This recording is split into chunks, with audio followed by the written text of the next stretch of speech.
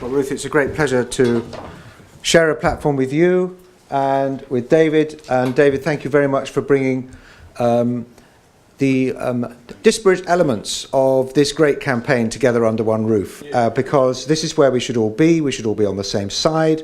We should all be talking together and working together and winning together, and I'm sure we will. You've given me the really difficult question, haven't you? I mean, this business about taking back democratic control. I mean, how could anybody be against that? But they are. Isn't it extraordinary? I felt as I walked out of the corridors of Westminster over here, into this meeting, I felt I was stepping out of the Stygian gloom of an unaccountable, shackled parliament into the light of a great democratic movement, and that's what this is about. There is no discussion to be had about our borders, our trade, our defence and security, justice, or about taking back control unless we have democratic control. And perhaps the most insulting part of the Donald Tusk emanation is the utter misuse of the word sovereignty across the top of a whole section of this. Let's just be clear. We're talking about taking back control because people understand what we mean. They want to talk about sovereignty because it's a very obscure, rather technical expression. And let's be clear about our definitions. Power is the ability to produce intended effects. It's if I seize this bottle, I have power over it, but do I have authority over it?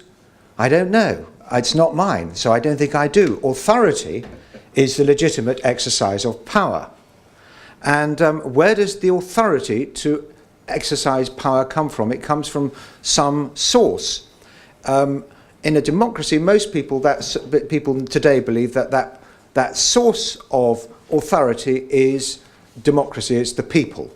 Or in our constitution, it's the Queen in Parliament, our sovereign Parliament, elected by the British people.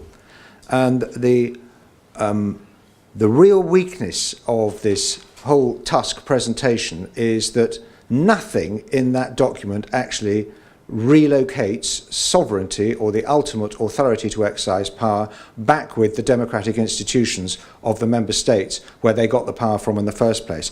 In fact, if you think about it, the European Union may be made up of democracies.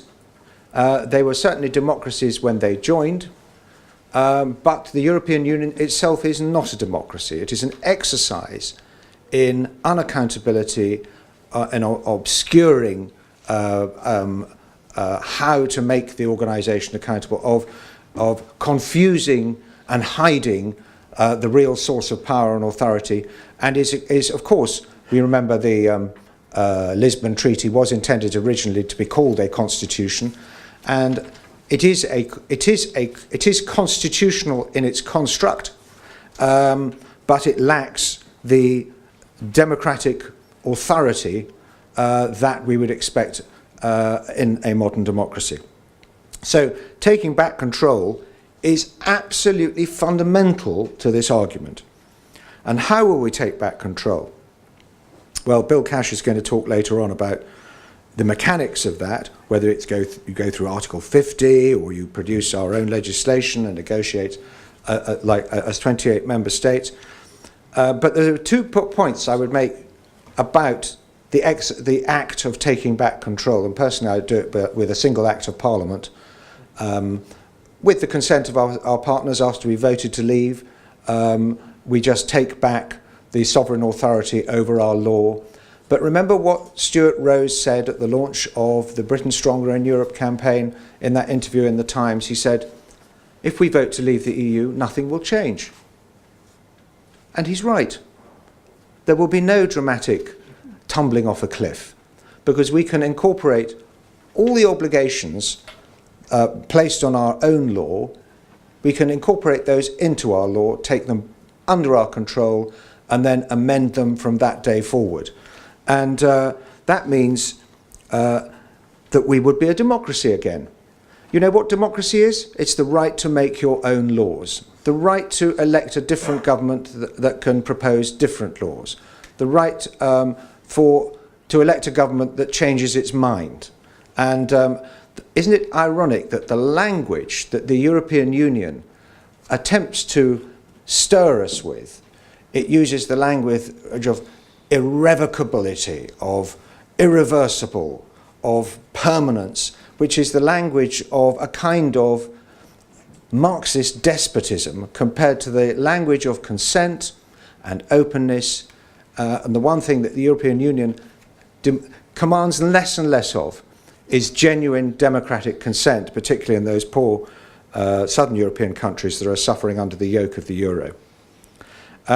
So in fact, taking back control, returning democratic control to the United Kingdom in this uncertain world, where pro-Europeans like Janan Ganesh in the Financial Times are quite openly saying we have no idea what the European Union is going to look like, as John Redwood was saying, taking back control and giving ourselves the options and choices to determine how we respond to future events and how we respond in order to create the atmosphere of friendship and cooperation with our European partners that we want. Taking all that back under control is actually the safer thing to do.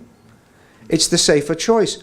To choose to lock yourself into European Union control, where not even this Tusk agreement is going to be under our control if we vote to remain.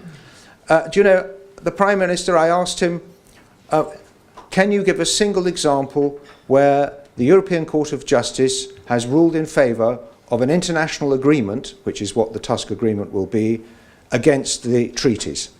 And there isn't a single case. In fact, the European Union Court of Justice has overturned Security Council resolutions of the United Nations.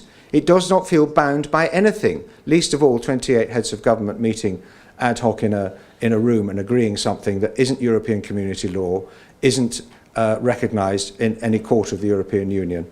And to that extent, the Tusk Agreement is the absolute antithesis of democracy and taking back control, the antithesis of sovereignty, the antithesis of democracy. It's so easy, it's so simple. Let's get out there and do it. Thank you.